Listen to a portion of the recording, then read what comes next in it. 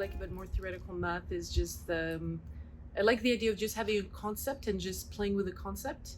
I do very much like the fact that the math I do has applications, but since I started, I do like just the idea of I'm giving an object and just try to think about the objects, what are the properties, and play around with it, and have no limit to how much you can do these things, because you're not constrained about any practical questions at first.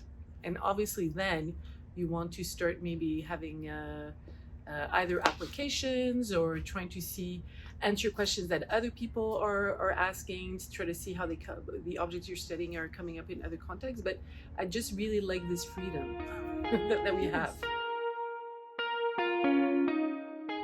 And also what I really enjoy my job is I just am inspired continuously in seeing how creative people are. And I'm blown away. Like I read a paper or see a talk, and I'm always constantly blown away about how creative people are.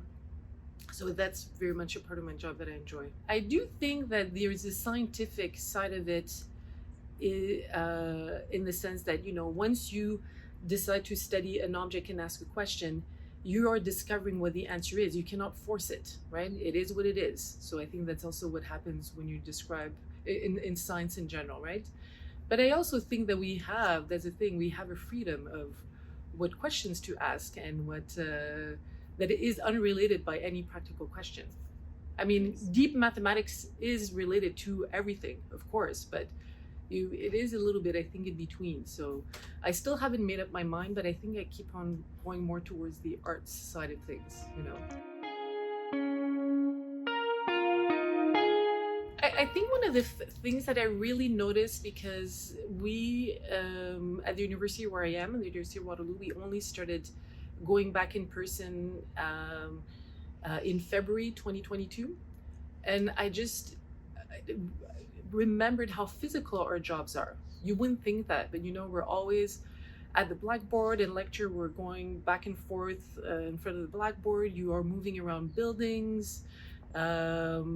And I really miss that part of it, of the fact that, because it is energizing, and I really miss that part. So actually being in person in front of the blackboard, I mean, there's the physicality of it I've always enjoyed. But, and even though it can be very successful to meet virtually, you're missing something that you have in person that just cannot be replicated. But I mean, I was expecting that, the organic nature of being in person. But I wasn't expecting the physicality to be, not to sound too dramatic, but the first 2 weeks when I went back to teach, it really dawned on me, because I was teaching 2 classes, one in the morning, one in the afternoon, and I had to change buildings at some point, and I was realizing, if we waited much longer, I would have I don't know if I'd be able to do this again, right? Like just being able to just run from building to the next, you know what I mean? I could see the impact that it had on me physically, even though during the pandemic I did. I mean, I would go for walks, bike rides, but it's not the same, right? Like it's built in your day of also being very physically active. Yeah. And I think that's one of the things that I realized I miss the most. I think the pandemic made me try to advocate for myself a little bit in certain situations.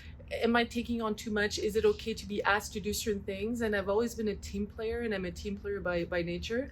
But at some point I felt like I needed to say no to some things, and I really surprised myself. And not to be negative, but you know what I mean? Like I do really think that this is how much I can, give for certain situations, and then I will not go back. That's good. Because it made me realize that sure, this was an extraordinary circumstance, and then we did everything that we could to help everyone get through it. But now it also had the upshot for me was to kind of starting to say no to things, and which I had of course tried to do for many years, but was not doing. So somehow maybe that's in a concrete way. So it's not so much. So I guess that answers the questions in some sense, right?